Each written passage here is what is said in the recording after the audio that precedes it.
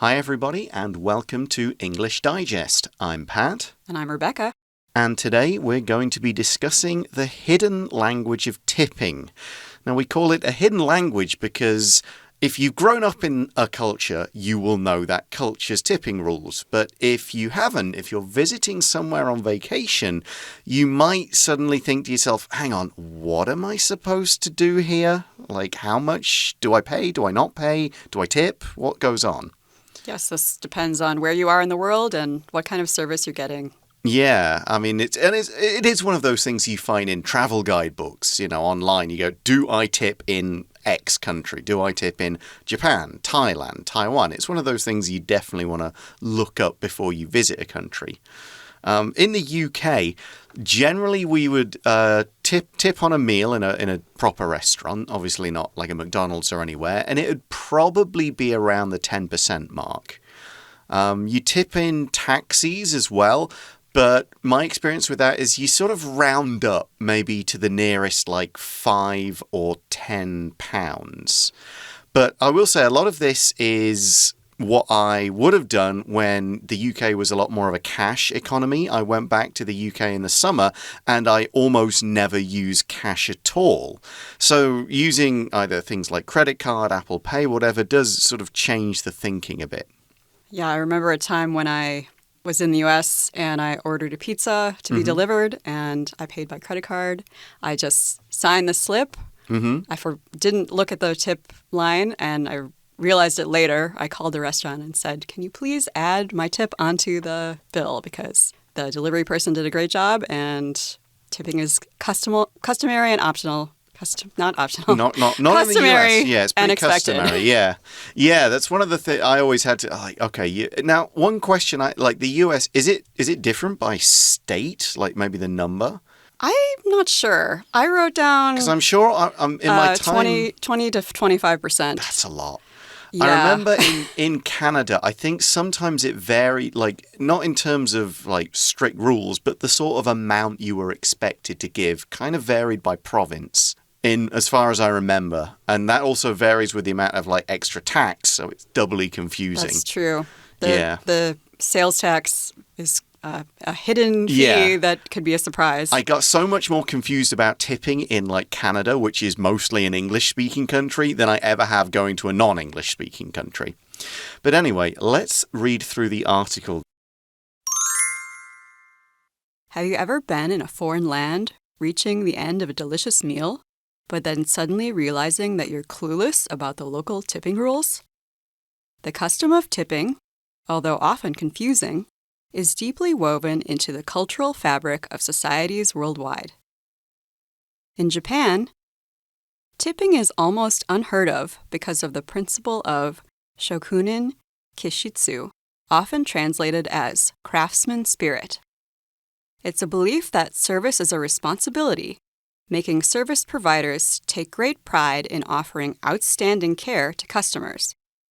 Instead of monetary tips, the Japanese often express their appreciation through compliments or respectful bows. An exception is in traditional tatami inns, where tips for serving meals are given quietly in decorated envelopes. In sharp contrast, regions such as North Africa, the Middle East, and South Asia regard bakish, a form of tipping, as customary for nearly any service. This practice is tied to a tenet of Islam, which encourages giving and suggests that such acts of generosity render the giver more sacred. As a result, service providers in countries like Egypt have grown accustomed to bakshish. Generous tippers can even receive special treatment, including unexpected access to hidden locations. Beyond these contrasting extremes, there are parts of the world where tipping practices strike a moderate stance. In many European countries, such as France and Germany, the decision to tip is optional. Unless a service charge has already been added to the bill or the service was exceptionally poor, a tip typically equals 5 to 10% of the total bill. Remember, tipping isn't just about money. It's a sign of cultural respect. So when in Rome, do as the Romans do. be it in Tokyo, Cairo, or wherever your travels take you. Okay, let's carry on with the article. It starts off with a situation. Have you ever been in a foreign land, reaching the end of a delicious meal, but then suddenly realizing that you're clueless about the local tipping rules? No, I haven't exactly been in that situation because I've done okay, I'm going to find out before I go. I'm going to have a quick look on the internet in a guidebook, maybe even ask somebody like, hey, do we tip? That kind of thing. Yeah, I do my research as well. Yeah. At least for this instance of eating a delicious meal. Thing is, other services I might not be sure about. Yeah, and that's the thing. I've never been confused in a restaurant, but it's like because in a restaurant you've got time, right? The bill comes, you can sit there, you can get out your phone and take a look. But if you're in a taxi, like I'm getting out of the taxi, hang on, how much should I give? And I've got to get out now because I may not be parked in a convenient spot. It's all happening so fast. So it's the tipping in the taxis that really is because you've got to make a split-second decision. That happened to me in the U.S. last time I visited as well. Oh, even in the U.S.? I had to do math quickly in my head. Oh, I suppose, yeah, because you get so used to not doing it in Taiwan that you just... Because in Taiwan, the taxi's tip is kind of built in. That's why it starts at a reasonably high number. So I would never tip in Taiwan for a taxi. Okay, the next sentence goes on to say, the custom of tipping, although often confusing, is deeply woven into the cultural fabric of societies worldwide. So this is really something you need to know before you go and do your research, because sometimes if you try to give a tip to someone in a service industry where they're not expecting it, they'll say no, and maybe they'll even be offended. Yeah, it can get a bit awkward. I think they wouldn't be so offended if you were an obvious foreigner, because they'll be like, okay, you do this at home, it's natural. Like, you don't necessarily know how it works here, but yeah, I can imagine it being a bit awkward in certain places. And it's all about kind of what we're saying, this culture, tipping culture, is all about how different cultures think about providing service to others. And we get into the first example in the next paragraph talking about Japan. In Japan, tipping is almost unheard of, meaning it almost never happens, because of the principle of, and we're going to muck the pronunciation up here, apologies for that, I think it's shokunin kishitsu or something like that. That's better than I could do. Okay, and we see in the next sort of clause often translated as craftsman spirit. So a craftsman is obviously somebody who makes something, and they don't mass produce it in a factory. They make it by hand. It's going to be beautiful. It's going to be take care and attention, and it's obviously something, because I think I've seen the word shokunin before. That's the name for the actual craftsman. If they're really good at doing that kind of thing, that's almost like their title, and it comes with a lot of pride in what they do, and this is my art. It's not a job that I should get paid for. This is my art. Appreciate my art. Don't just pay me for the work. Right. So taking pride in something is a big part of it. And that's in the next sentence. It says, it's a belief that service is a responsibility, making service providers take great pride in offering outstanding care to customers. So to take great pride in something is to feel good about it, and that you care very much about doing a good job. Mm-hmm. We also have the word outstanding. Outstanding is one of many adjectives that are stronger versions of the word good. Something is good, and then you make it a little stronger, and you get it's great, and you can go stronger still. It's excellent, it's brilliant, it's wonderful. And we've got this one here, outstanding. Something that stands out because of its high quality is outstanding. It's really good. It's the sort of thing you would remember, maybe remark upon, like, hey, they treated us so well in that restaurant. This particular thing that I bought, that's really good. That's the best I've ever seen. It is outstanding. Right. So if you were giving a review to something that's outstanding, it would be 5 stars. Mm-hmm. All right. So next we have, instead of monetary tips, the Japanese often express their appreciation through compliments or respectful bows. So monetary would be money or financial. Mm-hmm. And appreciation is showing that you It's the noun form of appreciate. That's what it is. If you appreciate something, you think not only do you think it's good, you are grateful for it. It's sort of got a double meaning. Like we would say, oh, I appreciate what you did, which means I'm thankful. But you could also say, I appreciate the work of something, meaning I recognize its good qualities. So if you're expressing your appreciation, you are both saying thank you for what you've done, and you're recognizing its high qualities by taking the time to either say thank you or, as the next word we're going to look at, is compliment what's been done or what's been given. Okay, so a compliment in this case might be, that was such a delicious meal. And I want to say thank you to the chef for this great ramen. Yeah, I've never actually done that. I don't think I've ever told a waiter or anybody, say thank you to the chef. I don't think I have either. I think I may have said it if it's sometimes you're in like a night market or a really small kind of food stand when the chef is both like the chef and the waiter. I think in those cases, maybe I say something to them.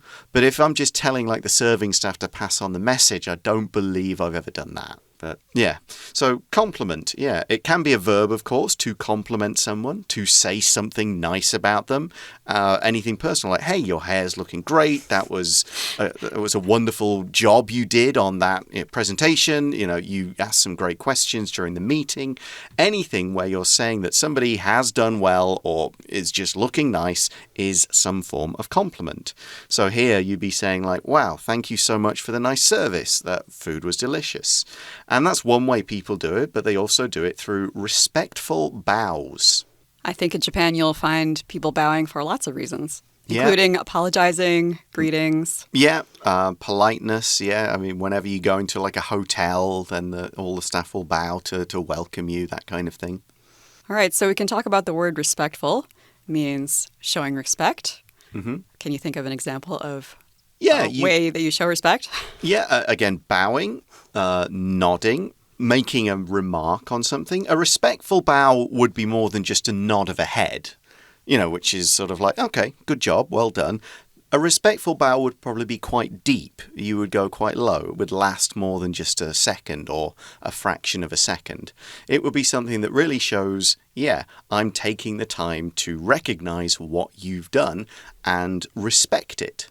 You could also speak respectfully. If you think about how people talk to their elders, their superiors at work, you sort of do it in a way that's not so casual. It's a little more formal, I guess. Respectful speech or respectful bows would be more than just casual. All right, so the article goes on to say, an exception is in traditional tatami inns, where tips for serving meals are given quietly in decorated envelopes. Have you ever given a tip in a decorated envelope? No, I mean, it does make you think of Chinese New Year, doesn't it? Like a red envelope, something like that. That's more of a gift, I'd say, than a tip. But yeah, I don't know whether they leave these... Because maybe they leave the envelopes in the rooms. I've never stayed in one of these kind of places. A tatami inn, it's a kind of traditional style Japanese room. It's got a floor mat to sleep on. There are the sliding doors with the paper and the wood frames between the rooms, sort of old-fashioned style. That's what we mean by a tatami inn. It's not a modern hotel. It's not one of the capsule hotels that you'll find in Japan. It's one of the traditional style Japanese places where you get food, you can sleep, and all the decorations are those traditional ones. And there aren't beds. There's the floor with a mat on it.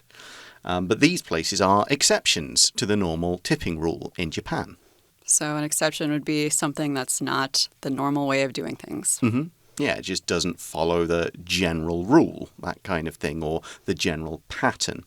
All right, we're going to take a short break right now, and when we come back, we're going to be looking at somewhere where the tipping culture is completely different. See you in just a moment.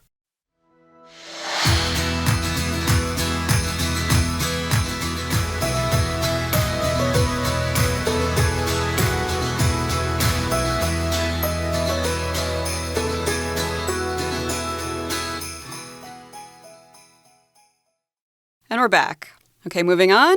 In sharp contrast, regions such as North Africa, the Middle East, and South Asia regard bakshish, a form of tipping, as customary for nearly any service.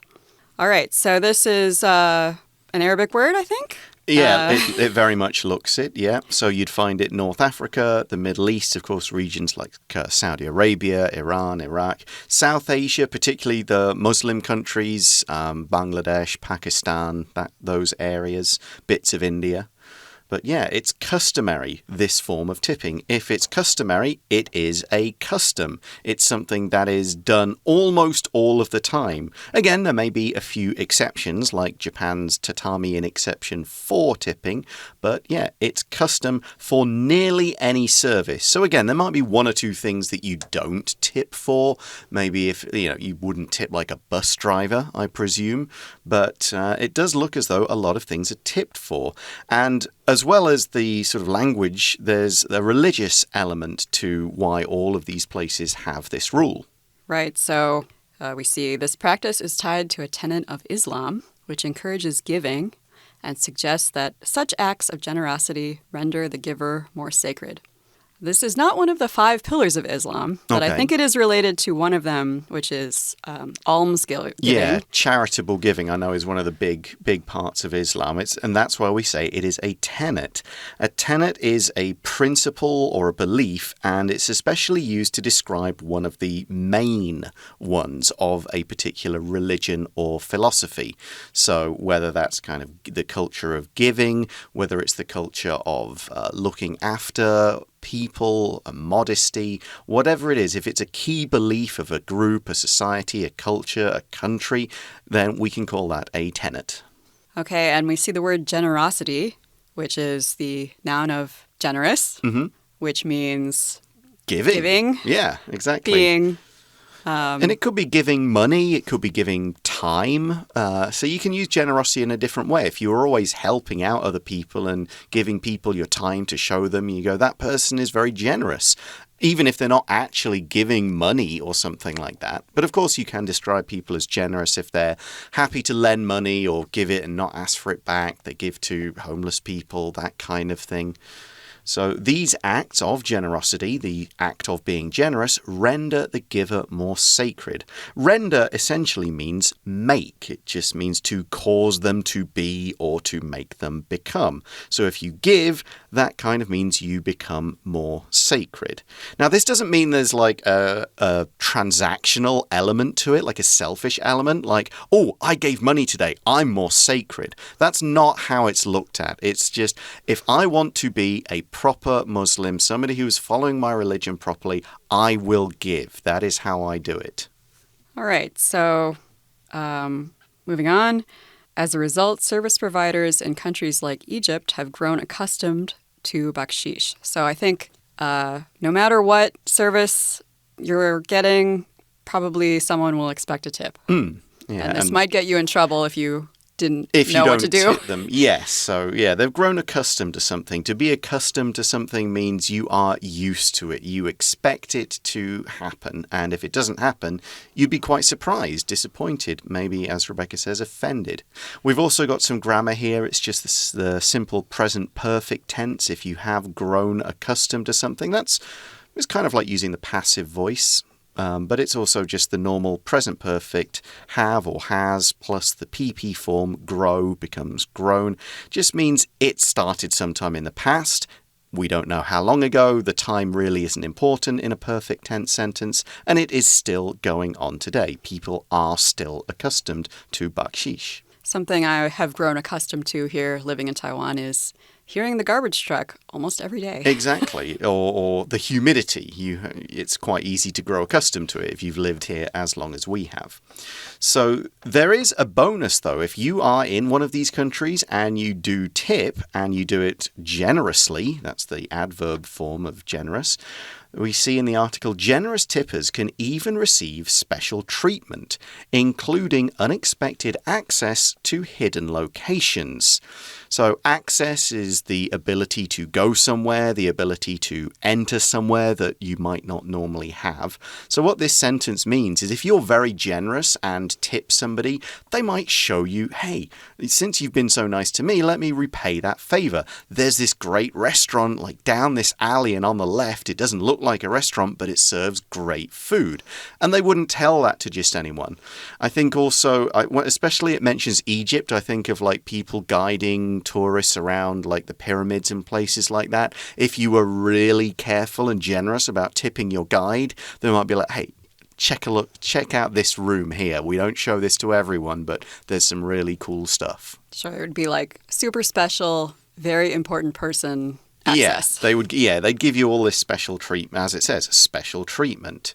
So there's two quite different approaches to tipping in Japan, where it's almost always never, and in Islamic countries, in the Arabic areas, where you'd be expected to tip at all times.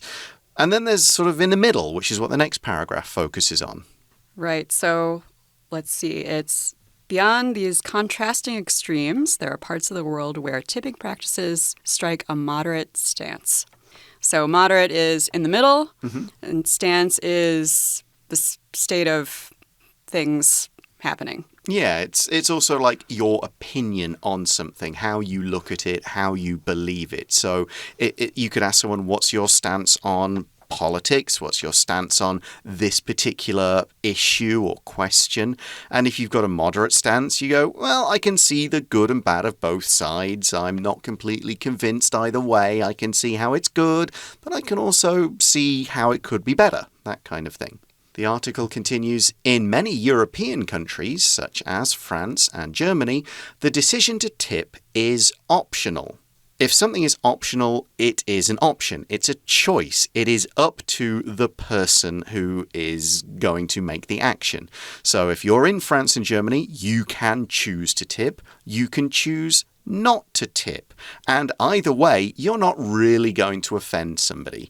You might slightly disappoint somebody if they think they've done a decent job and deserved one, but they're not going to sort of really like angrily come after you and say, hey, you didn't tip. They would just kind of shrug and go, okay, that person didn't tip. But if they receive it, they'll be very grateful. They'll say thank you. See, as an American, for me, this is hard to believe because service industry workers in the U.S. really depend on their tips for their salary. Yeah, they absolutely do. It's a bit different in the EU. The rules are slightly different about it. So I can understand why tipping is an optional thing, especially with the EU being such a mixture of different countries and beliefs. It's, even within a single country, it can be quite difficult to navigate that.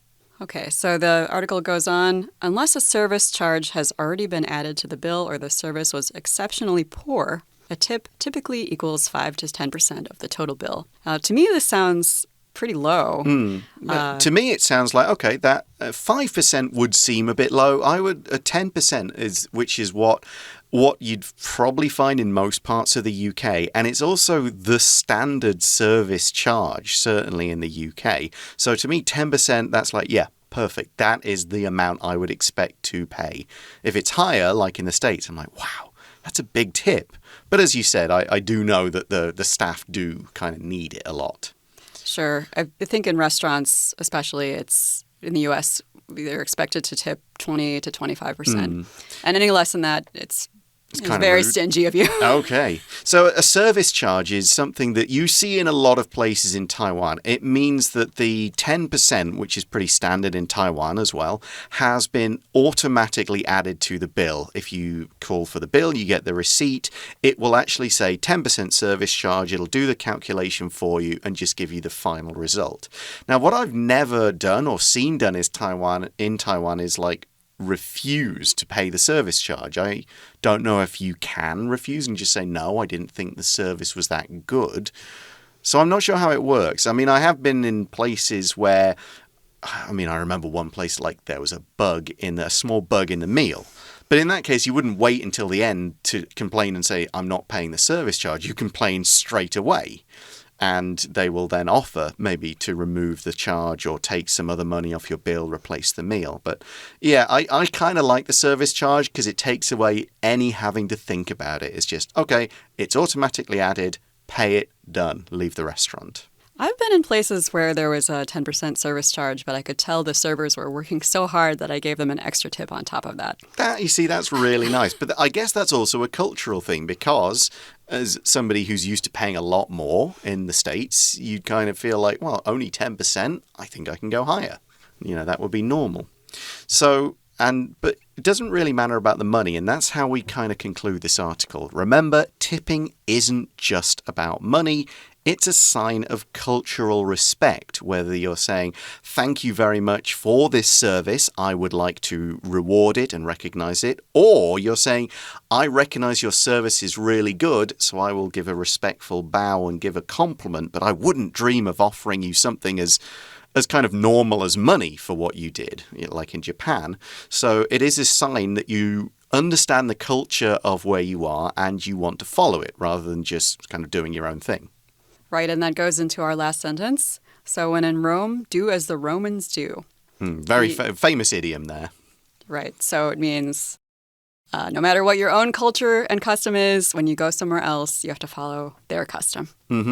So this is, be it in Tokyo, Cairo, or wherever your travels take you. So I think what we've learned from this is to do your research in advance before you go somewhere, so you know what to do and you don't embarrass yourself. Exactly, yeah. Cairo, of course, is in Egypt, for those of you who are like, which one's that? And yeah, it's Egypt, since we mentioned Egypt. And the phrase, when in Rome, do as the Romans do, I think it was a bishop who went to, it was a bishop who went to Rome where they did things differently to where he was from. And it was about when they took the evening service or something. He says, when I'm in Rome, I do the evening service. When I'm at home, I don't. And so that was it became, when in Rome, do as the Romans do. And that is all the time we have for today. Thanks very much for listening, everybody. For English Digest, I'm Pat. And I'm Rebecca. And we will talk to you again soon. Bye-bye.